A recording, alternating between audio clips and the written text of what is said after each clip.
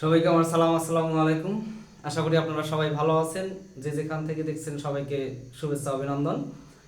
আজকে আমি দেখাবো সার্বিক সেট এবং পূরক সেট দুটাই যেহেতু একটু সম্পর্কযুক্ত, এই কারণে আগে সার্বিক সেটটা আমরা জানবো, এরপর পূরক সেট আমরা ওখান থেকে কিভাবে নির্ণয় করে সেটা আমরা দেখব।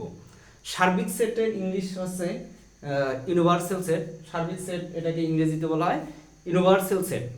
সার্বিক সেট এটাকে বলা হয় ইউনিভার্সাল সেট, এই কারণে এটাকে এই সেটটাকে ইউ দ্বারা প্রকাশ করা হয়। Universal set 1 2 3 4 5 6 7।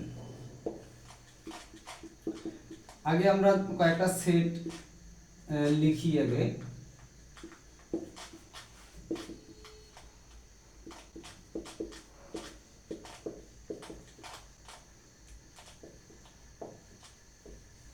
এই যে কয়েকটা সেট আমি লিখলাম। তাহলে এই যে ইউটা হচ্ছে সার্বিক সেট, মানে ইউ সেটটাকে আমরা বলবো সার্বিক সেট। কেন বলবো? সার্বিক সেটের সংজ্ঞাটা কি সেটা আগে আমরা জানতে হবে। সার্বিক সেট হচ্ছে যে কতগুলো সেটের কতগুলো সেটের কতগুলো সেটের উপাদান, সকল উপাদান যদি একটা নির্দিষ্ট সেটের মধ্যে পাওয়া যায়। যে অনেকগুলো সেট, যেমন এখানে এ বি সি তিনটা সেট আছে, এই তিনটা সেটের সকল উপাদান যদি একটা নির্দিষ্ট সেট, যেমন ইউ এর মধ্যে আছে, যেমন এখানে 2 3, এই যে 2 3 আছে। বি সেটের এই যে যেমন 5 6, এই যে 5 6 আছে। সি সেটের উপাদান আছে 2 4 6, এই যে 2 4 6। অর্থাৎ কতগুলো সেটের সকল উপাদান যদি একটা নির্দিষ্ট সেটের মধ্যে থাকে, তাহলে ওই নির্দিষ্ট সেটটাকে আমরা বলবো সার্বিক সেট বা ইউনিভার্সাল সেট। আবারও আমি ক্লিয়ার করতেছি যে অনেকগুলো সেট আছে, যেমন এখানে তিনটা সেটের কথা বলছি আমি, এ বি সি, তার মানে অনেকগুলোই। এই যে অনেকগুলো সেট, এই অনেকগুলো সেটের এখানে একাধিক সেট, এই একাধিক সেটের সকল উপাদান যদি একটা নির্দিষ্ট সেটের মধ্যে থাকে, তাহলে ওই নির্দিষ্ট সেটটাকে আমরা বলবো সার্বিক সেট বা ইউনিভার্সাল সেট। আমার কথা ক্লিয়ার? তার মানে এখানে যতগুলো সেট আছে, অর্থাৎ এখানে তিনটা সেট আছে, তিনটা সেটের সকল উপাদান কিন্তু এই ইউ এর মধ্যে আছে, ইউ সেটের মধ্যে আছে। তার মানে এই ইউ সেটটা হচ্ছে সার্বিক সেট বা ইউনিভার্সাল সেট।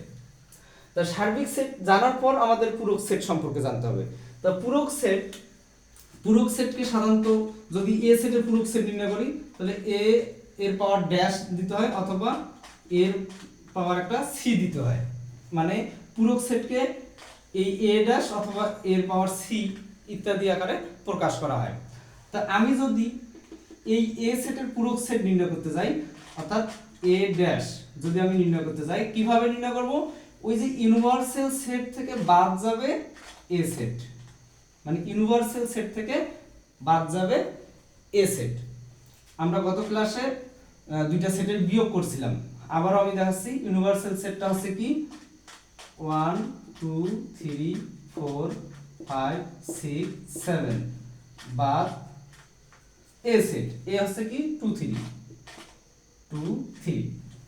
তার মানে আমরা দুইটা সেটের বিয়োগ এর সময় কি বলছিলাম, যে যে সেটটা বিয়োগ হয়ে যাবে ওই সেটটা পুরোটাই বাদ যাবে, এবং ওই সেটের যে উপাদানগুলো এখানে আছে সেই উপাদানগুলো বাদ যাবে। যেমন এখানে 2 আছে, এই 2টা এখান থেকে বাদ যাবে। এই যেমন এখানে 3 আছে, এই 3টা এখান থেকে বাদ যাবে। তাহলে থাকলো কে 1 4 5 6 7। তার মানে এ এর পূরক সেট হচ্ছে এটা। যদি বি এর পূরক সেট নির্ণয় করতে বলা হয়, অনুরূপভাবে ইউনিভার্সাল সেট থেকে বি সেটটা বাদ যাবে। যদি সি সেটের পূরক সেট নির্ণয় করতে বলে, তাহলে সি ড্যাশ ইউনিভার্সাল সেট থেকে সি সেটটা বাদ যাবে। তার মানে দুইটা সেট তো কিভাবে বিয়োগ করতে হয় এটা তো আমরা জানি। অর্থাৎ কোন সেটের যদি পূরক সেট নির্ণয় করতে বলা হয়, তাহলে ওই সেটটা ইউনিভার্সাল সেট থেকে বাদ যাবে। অর্থাৎ যে সেটের পূরক সেট নির্ণয় করতে বলা হচ্ছে ওই সেটটা, অর্থাৎ ওই সেটের সকল উপাদান ইউনিভার্সাল সেট থেকে মাইনাস হয়ে যাবে। এটা হচ্ছে ওই সেটের পূরক সেট। অর্থাৎ এই যে এ সেটের উপাদান কিন্তু আর ওই এ এর পূরক সেটের মধ্যে নেই, এই উপাদানটা নেই। তা আশা করি আপনারা সবাই বুঝতে পেরেছেন। ভালো থাকবেন, সুস্থ থাকবেন, খোদা হাফেজ, আসসালামু আলাইকুম।